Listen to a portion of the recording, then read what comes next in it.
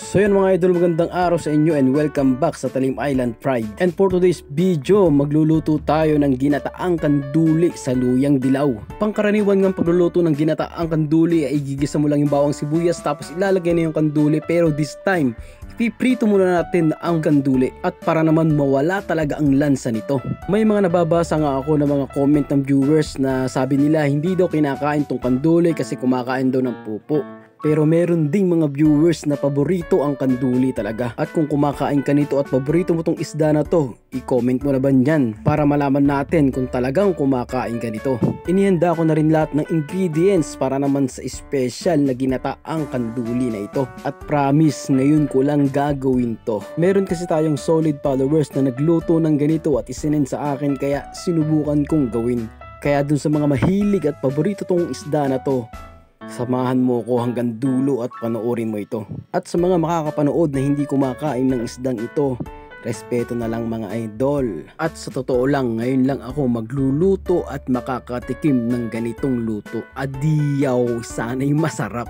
Naggisa na nga ako ng bawang para pampabango sa niluluto natin. Naglagay na rin tayo ng luya para pampalasa at mawala ang lansa. Naglagay na rin tayo ng sibuyas na mula pa sa Nueva Ecija para naman pampadagdag sa panlasa at para masarap. Shoutout nga pala sa mga taga Nueva Ecija. At naglagay na rin tayo ng luyang dilaw kasi maraming nagre-request nito. At para na rin pampakulay at pampasarap sa niluluto natin. Maglagay na rin tayo ng sili para lumakas ang kain natin. Kapag ang ulam ay mahanghang, talaga namang gaganahan. Maglagay na rin tayo ng paminta para pampadagdag sa panlasa. Aba, puro panlasa na to, sigurado masarap talaga to. Maglagay na rin tayo ng iodized salt. Adiya, talagang mayroon pang pagganun Maglagay na rin tayo ng magic sarap. Syempre, yung mas masarap pa sa ex mo.